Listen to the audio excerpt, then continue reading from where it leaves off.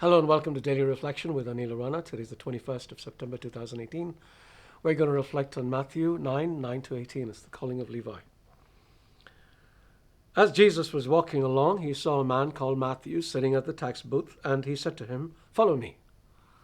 And Matthew got up and followed him.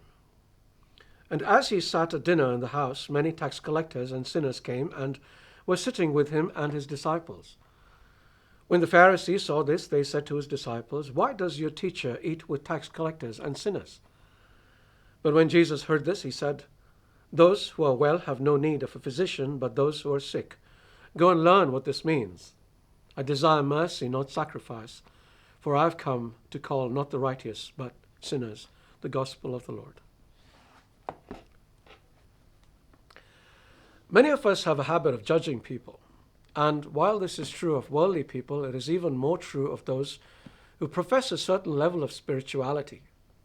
I suspect one of the main reasons for this is because we tend to measure our level of spirituality in comparison with others. So if we pray for 2 hours a day and somebody prays for just 5 minutes, we feel we are more spiritual than them. And if this somebody happens to have certain habits that we don't, then we believe they are not spiritual at all. If there is one thing that I've learned in the past 16 odd years, it is this: don't be judgmental.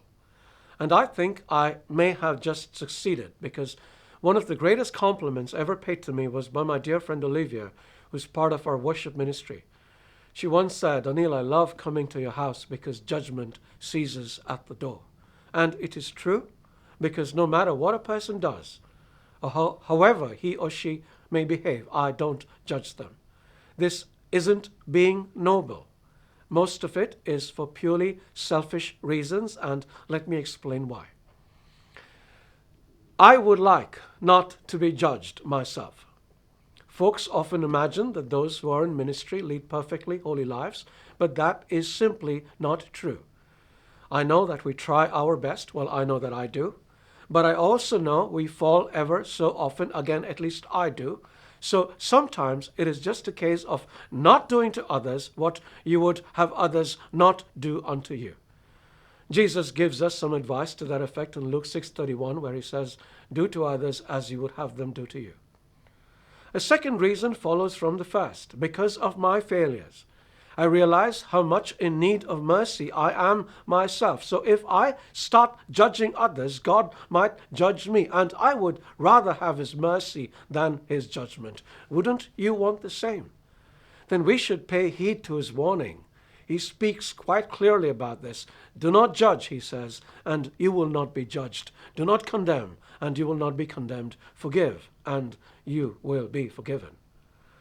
And the third reason is pure sympathy. Life's journey often takes us through a lot of muck, and not always is this muck of our own making. Things that we experience as little children, when we obviously don't have much control over events or circumstances, influence the people that we become. Yes, as adults, we have to take responsibility for our lives and shouldn't use what happened to us early on in life as justification for our faults and failings, but it is hard not to be sympathetic. The kind of stories that I hear almost on a daily basis are horrific, and how people survive that is beyond my understanding. So, if we understand this, there is a good chance that we will stop judging others. And for the believing Christian, that's how it should be. God bless you.